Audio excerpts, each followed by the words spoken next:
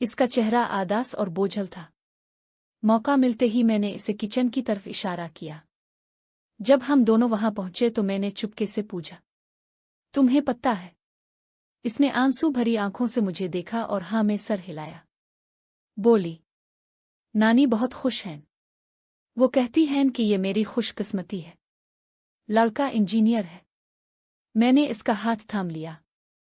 तुम क्या चाहती हो ज़ैनब? वो रोने लगी। मैं नहीं जानती। मैं सिर्फ तुम्हारे साथ खुश हूं। लेकिन नानी के लिए मैं सब कुछ हूं। उन्होंने मुझे पाला है। मैं उनकी खुशी के लिए अपनी खुशी कुर्बान कर सकती हूं। ये इसकी वफादारी और एहसानमंदी थी जो इसे मुझसे दूर कर रही थी। मैंने इसे ढारस बंधाई। रुआ मत। अभी कुछ तय नहीं हुआ। मुझे वक्त दो। मैं कोई रास्ता निकालूंगा। बस तुम्हें हिम्मत नहीं हारनी। मगर वक्त किसी के लिए नहीं रुकता। रिश्तेदारों के दबाव और हुमैरा की ख्वाहिश के आगे ज़ैनब की रीह बेवज़न थी। मंगनी की तारीख तय हो गई। वो दिन आ गया जब ज़ैनब हमारे घर आखिरी बार काम पर आई। क्योंकि मंगनी के बाद इसे घर पर ही रहना था। अम्मा और अब्बा जान ने इसे तोहफे देकर रुखसत किया। जब वो जाने लगी तो इसने मुझे एक ऐसी नज़र से देखा जो मेरे दिल को चीरती हुई गुजर गई। इस नज़र में अलविदा थी। एक शिकस्ता ख्वाब की तज़ियत थी। और एक ऐसी मोहब्बत का इकरार थी जो हमेशा खामोश रहने पर मजबूर थी।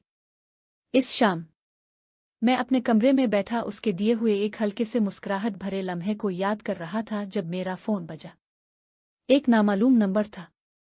मैंने फ़ोन उठाया तो दूसरी तरफ ज़ैनब की रोती हुई आवाज़ आई। आमिर भाई, मैंने इनकार कर दिया है।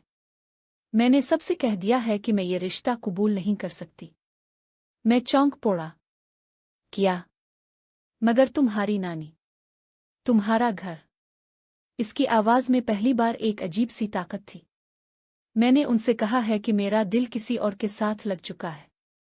मैंने कहा है कि मुझे मज़ीद वक्त चाहिए। वो नाराज़ हैं, बहुत नाराज़। मगर मैंने अपने दिल की बात कह दी है। मैं खामोश था। इसके फैसले की जुर्रत ने मुझे हैरत ज़दा कर दिया था। इसने आहिस्ता से कहा, आपने कहा था ना कि मुझे हिम्मत नहीं हारनी। तो मैंने हिम्मत की है। अब आपकी बारी है।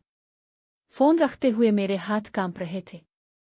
ये महज एक लड़की का इनकार नहीं था। ये एक मुआशरे के रिवायती दबाव के खिलाफ एक खामोश बगावत थी। और इस बगावत का परचम मेरे हाथों में थमा दिया गया था। मैं जानता था कि अब मेरा फ़र्ज़ है कि इसकी हिम्मत को, उसके एतमाद को और हमारे खामोश अहद को किसी ऐसे मुस्तक़बिल में तब्दील करूं जो हम दोनों के लिए महफूज हो। रास्ता मुश्किल था, लेकिन अब इसमें मैं अकेले नहीं था। ज़ैनब ने अपना हिस्सा डाल दिया था। अब मेरी बारी थी कि मैं अपनी जिम्मेदारी पूरी करूं और हमारे इस ख्वाब को हकीकत बनाने के लिए हर मुमकिन कदम उठाऊं।